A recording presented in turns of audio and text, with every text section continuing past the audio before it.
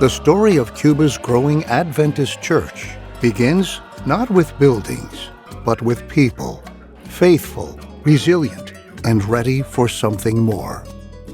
In 1994, leaders from Maranatha Volunteers International traveled to Cuba for the first time.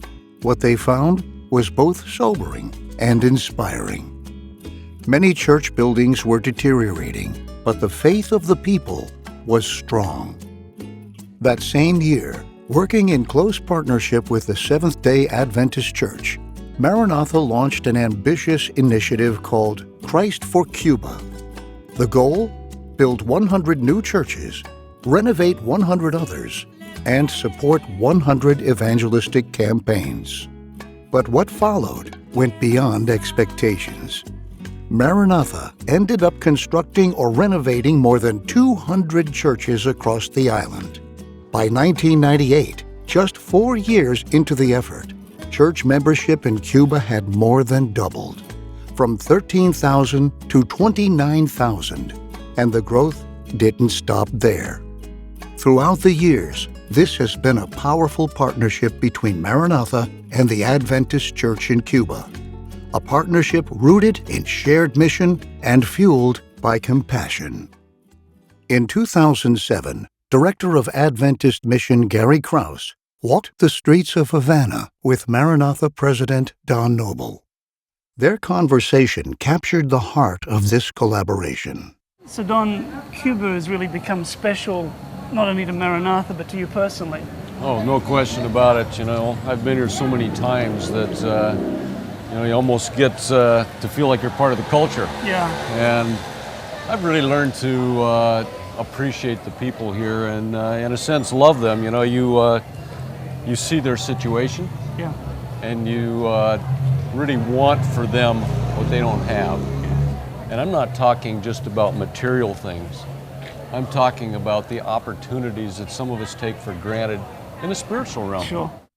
It's that deep love and longing to serve that has driven Maranatha's efforts in Cuba for the past 3 decades. In homes, schools, and in packed worship spaces, people are hungry to hear the gospel. Well, last night when we went to that dedication of that, what do you call it? House of Light. House of Light. We arrived 2 hours late.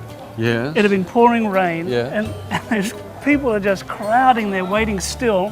We go in and we did a head count, and it was close to 500 people crowding into the living room of the pastor's house. Right. Yeah.